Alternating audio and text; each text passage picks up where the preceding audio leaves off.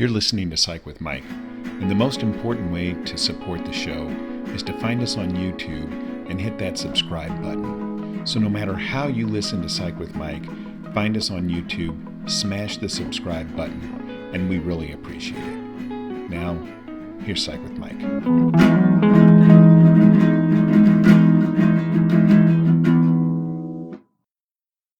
Welcome into the Psych with Mike Library. This is Dr. Michael Mahan. And I'm Brett Newcomb. How are you today? I'm good. Yeah. We're gonna talk about something today that I think is a fascinating concept.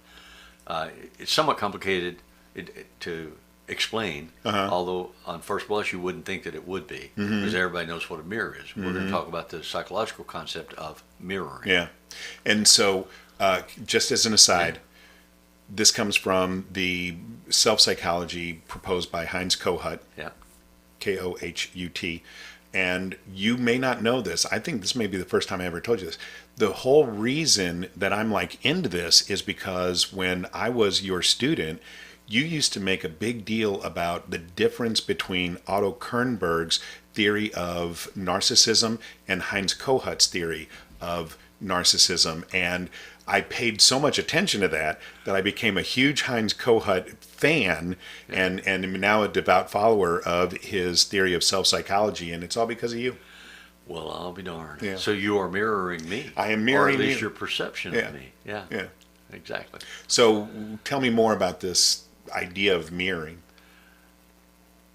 The idea of mirroring is that I see and observe behaviors and attitudes that I think have value and merit, that I admire when they're performed by other people, people that I respect or people that I like, love, and I want to be like that person, and I assume that if I am like that person, then they will like me too. So if I can smile at your smiles, if I can laugh at your jokes, if I can say the phrases that I hear you say all the time, you'll think I'm like you, I'll fit better with you, you'll like me or love me.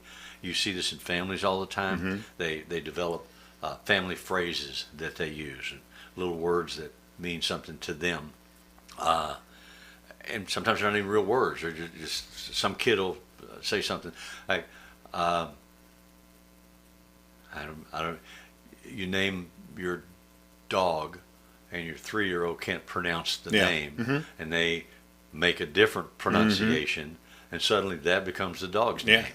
You know, and other people are like, "Well, that's a really weird name for a dog. You know, why do you call it Momo?" Well, it's because that's what the child could say.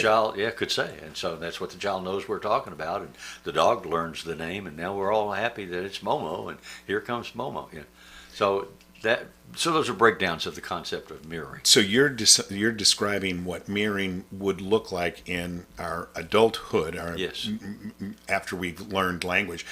The process goes even further back to birth. Oh, yeah. And at birth, mirroring is what the primary caregiver does to satisfy this term that we use all the time, and we want to make sure that it's not a negative. We're trying to bring it back. Grandiose narcissism. Yeah. You've got to soothe the child's need for grandiose narcissism reinforcement.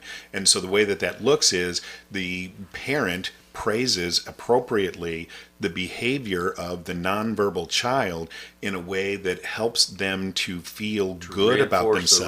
The repetitions of that behavior. And then as an adjunct to that, the child looks to the parent for modeled examples of how to appropriately regulate their own emotional world, and that's where the whole concept of the parental introject comes from.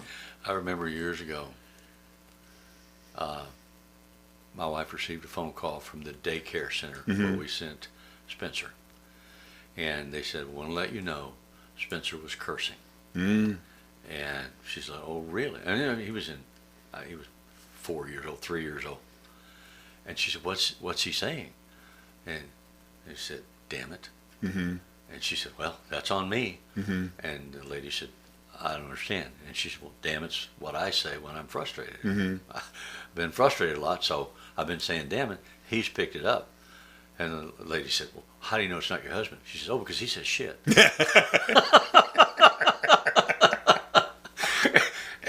that's true. You know, kids internalize those Right. messages and they use those phrases, Right. and that's what they do. Right. And you see them. You're talking about rumination in one of the previous podcasts.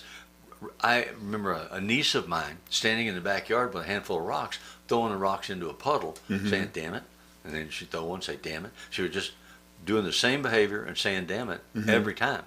So we had a conversation with the family. Hey guys, who's saying "damn it" all the time around this little kid? Well, it was me. Turned out. Yeah, it was me and a couple of other people in the family. It was a common family phrase. Sure. Yeah. I mean, probably most of us have very little conscious awareness of the inappropriate What we're modeling modeling for kids. Right. Exactly. We never think about it. Yeah. We're just living our lives. And yet the kid is absorbing all of that information like a supermassive black hole at the center of a galaxy. I have a picture somewhere. When my oldest son, Rob, who's now 53, when he was 3 years old, 4 years old, I used to smoke a pipe. So I was sitting on the couch reading a book, smoking a pipe. And he comes in, he's roaming around, whatever. And he goes over to the pipe stand and gets a pipe. And he comes and he sits next to me. And he crosses his leg, his knee over his leg. And he's smoking the pipe just like I am. And he had a little book. And he was just sitting next to me, being me. And my wife came in, took a picture of that. And we laughed about it. And shortly thereafter, I said, if I'm modeling those kind of behaviors, I'm going to give up smoking the pipe. And did. So, Right. But I have the picture. Right. And it's an example of mirroring. And so it is incumbent upon individuals who may have young children to try and be more consciously aware of that modeled behavior. But what the concept of mirroring, the reason that that's relevant to us as therapists is because the same process goes on in therapy. So we oftentimes call therapy an exercise in reparenting. Yes. And the ways in which it is an exercise in reparenting is that the therapist is essentially that becomes an externalized, idealized object for the client, or can. Doesn't have to, but can. Or the therapist needs to find who are those objects that the client tends to mirror. Right. Is it an athlete that you admire? Is it an actor or actress? Is it a boss? Is it your parents still at your age of 60? Are you still mirroring your mom who's been dead 20 years? I don't know. But if we can find out, if I can get you to tell me, first of all, I have to either have these behaviors come from there and they are contributing, or I have to ask you questions. So in therapy, we look for patterns. And we have conversations, and you come in, and I don't have a preset determination of list of questions you're going to answer for me today. I want you to just talk. And in the talking, repetitions of patterns become available. And I'm supposed to be acutely aware of looking for those so that when I think I discover them, I can suggest to you, I think I'm seeing or hearing a pattern. Can I offer you my observations? And you say, sure. And I say, well, here's the pattern I think I'm seeing. Oh, no, I don't do that. No, I didn't. That's not me. Okay, I don't know. But it's my job, and it's important to me that I see and understand you clearly. So if I think I'm seeing that in the future, can I point it out to you? Well, yeah, if you think you're seeing it, let it. I said, because the reason is, if you tell me no, I'm good to hear that, and we'll move on. But, so, they always say, yeah, well, okay, well, you point that out. And so you continue to do that as they talk about whatever they're talking about.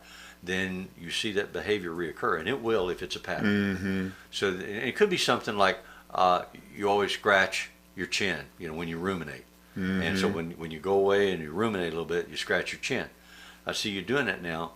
Can I ask you, is that what's going on? Oh, just itching. Okay, great. And then we talk some more, and you start scratching your chin again.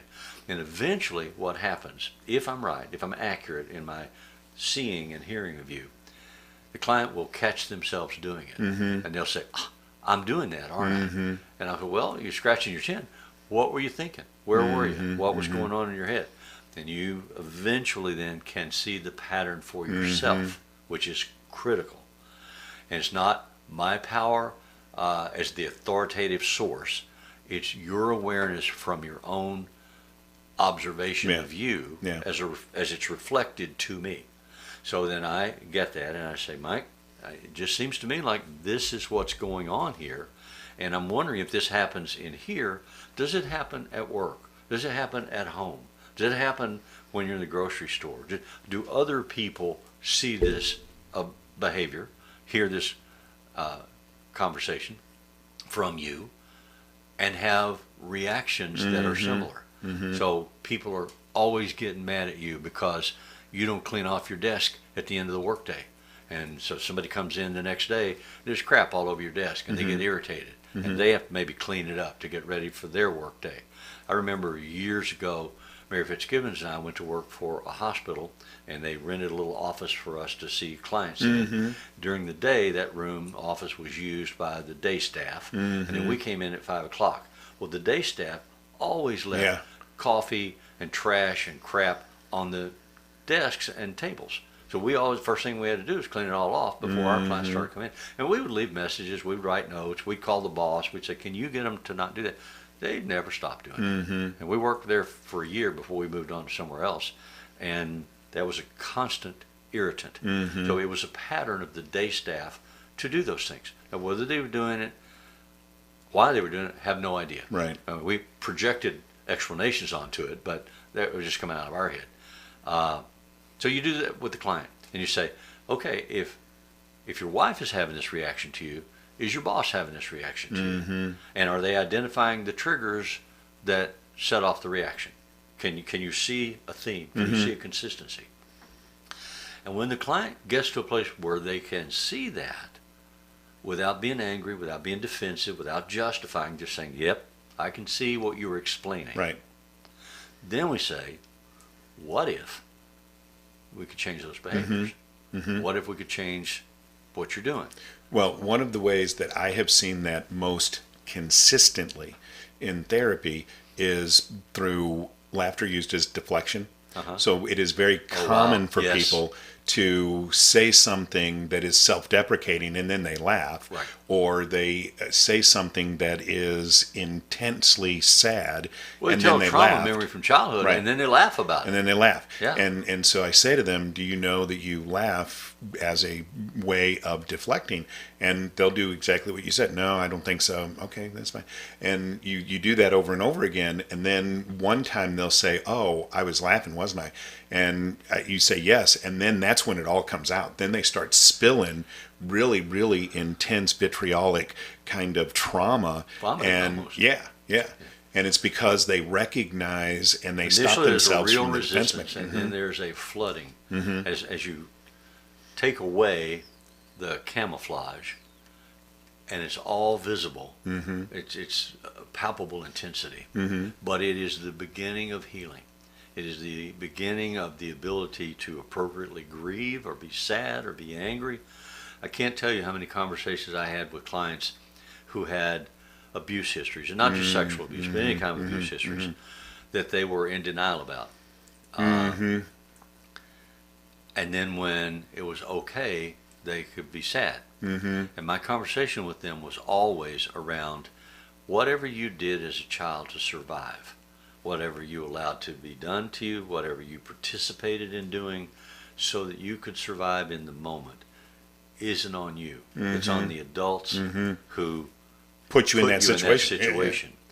And so part of what we have to do is get you to give yourself forgiveness. Because you didn't do it. They did it. You were the child, and they instructed you in doing it. They may have put it on you. I mean, a lot of sexual abuse victims are told by the abuser, you made me do this. You know, I'm the pastor at the local church, and I'm a good person, and you seduced me because you're wicked and evil. And what's really, really invasive about that is that a lot of times the child will feel some pleasure, goodness about not necessarily in the sexual act, but that they're special, that whatever, and then they feel complicit, and the groomer, the person who is the perpetrator, uses that. Well, you know, you enjoyed it. And so it didn't hurt you. Oh my gosh, it's so that's just so horrible. horrible. It was only sex, right? You know, The other thing that sometimes happens, talking about mirroring, is they then sometimes perpetuate that behavior downstream on other children. And what they're doing is mirroring the power of the person that's doing it to them, because they internalize those attitudes and those behaviors.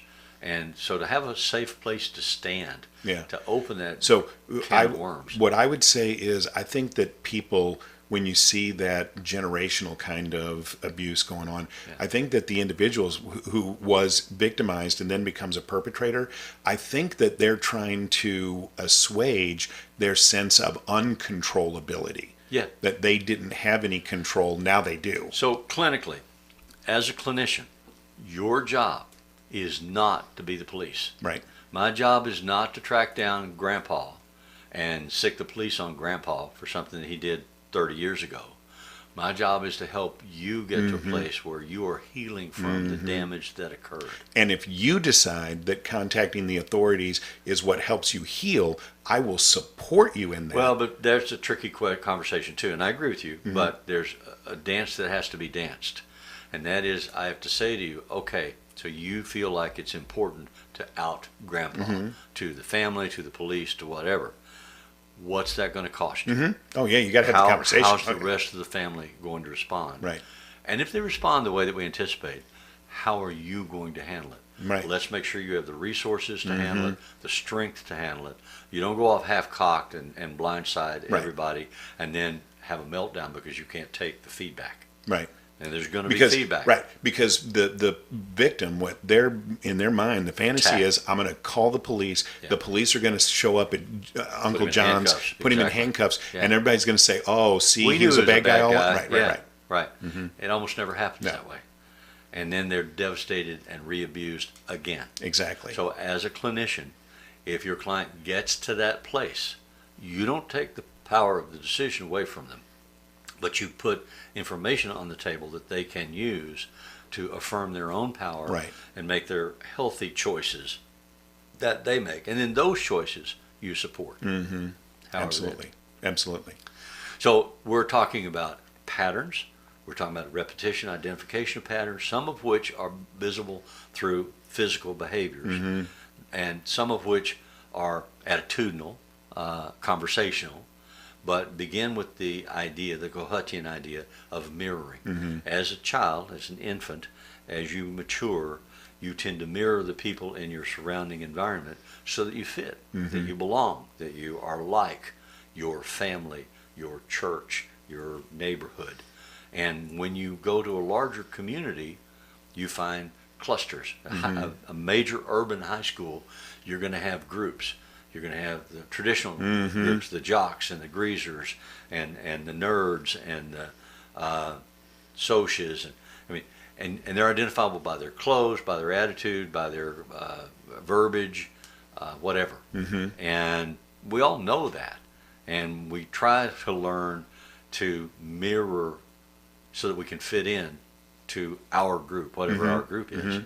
Or if we're more multiply aware, we try to fit into several groups and maximize our opportunities. But that then gets us into trouble because we identify with the wrong group. Right. We're traveling with the losers. Right. And we're doing loser behaviors, and all of a sudden we're in trouble. And for the most part, that process is unconscious. Yes. Because if you ask a person, "Oh, why are you acting just," they'll say, "Oh, no, I don't do that." But we all do it because we have to. It's a survival technique. Like, especially in high school, I mean, they reinforce these messages and lessons. Let's cheer for the home team. Right. You know, our team's got, like in armies, God's on our side. We're going to win this war. We're going to win this battle because God loves us and He doesn't love them. So it's a complex issue. And again, as a therapist, you leave your stuff in the hallway and you go in and you be open to hearing objectively the stuff that the client puts on the table, and you listen for patterns, which you gently point out until they either convince you that you're not seeing it, that it is your stuff. Right. It's what we call countertransference. Countertransference. Or you both recognize, damn, we're onto something here. Let's go further with this. and you help them get better. That's right. And when they recognize the behavior and they accept it, that's when they'll be free to be able to start to explore that information. And have the power to make their own choices and heal. And that's what good therapy does. The music that appears in Psych with Mike is written and performed by Mr. Benjamin DeClue. And as always, if it's Friday, it's Psych with Mike and Brett. Hey, you did it this time. Yeah, I did it. Yeah, make your butt sore.